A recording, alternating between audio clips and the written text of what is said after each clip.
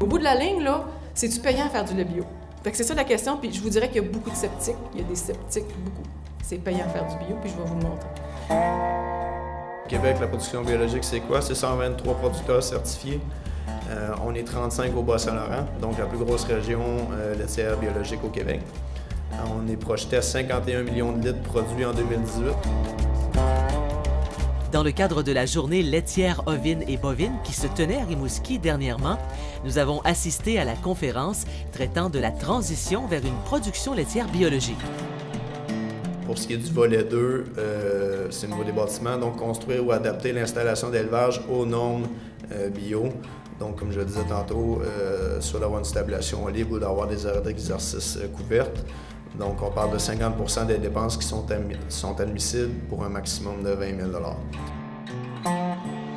Intervalle veillage, vous voyez pas grande différence. Et l'âge moyen des vaches, 4 ans et 4 mois pour le bio versus 3 ans et 10 mois pour le conventionnel. Fait qu'on garde nos vaches plus longtemps dans le bio. Puis vous savez, les vaches, ils sont payantes, plus ils sont vieilles.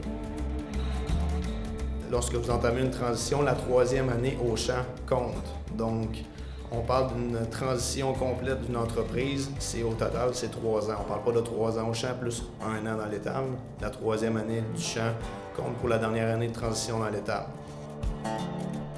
Bruno Dastou ne reviendrait pas en arrière.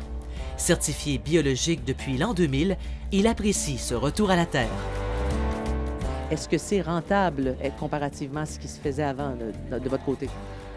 Je ne reviendrai pas avant la transition biologique. D'abord, c'est plus payant, c'est un fait. C'est un fait parce que tu deviens plus autonome. Le but est d'être le plus autonome possible à la ferme. En transition, ce que vous allez vivre, plus de paperasse à remplir. Ça, là, quand j'ai fait ma première présentation, il était dans le dernier point en bas, mais je l'ai remonté en haut parce qu'ils m'ont tout dit, c'est ça qui va en premier. Oui, la paperasse, c'est un irritant. C'est un irritant comme partout. Depuis 20 ans, on connaît en agriculture généralement, partout en agriculture, il y a eu beaucoup de paperasse.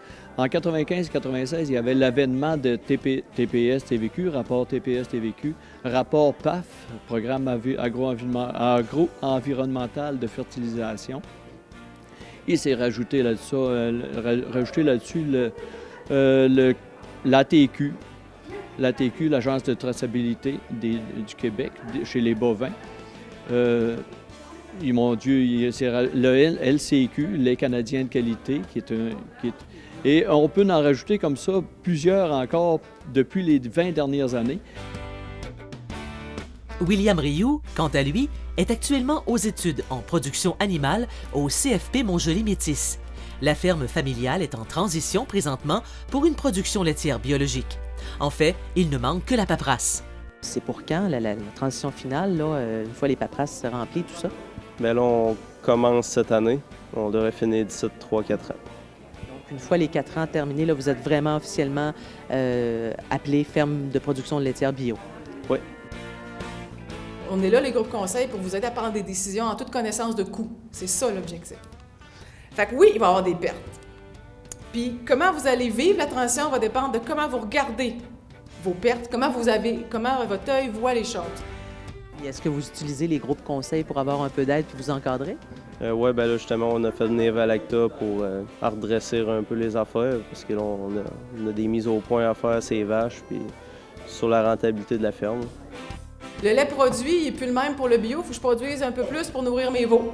Puis c'est pas du revenu que j'ai. J'ai toujours le 5277 hectolitres livrés payés, mais il faut que je produise plus pour mon lait au veau. Et ce que ça implique, lorsqu'on parle de biologique, en général, c'est qu'on parle de aucun engrais chimique, aucun pesticide et aucun OGM d'utiliser. Ça implique également au niveau de l'achat des semences, au niveau des cultures. Lorsque disponible, on achète des semences biologiques.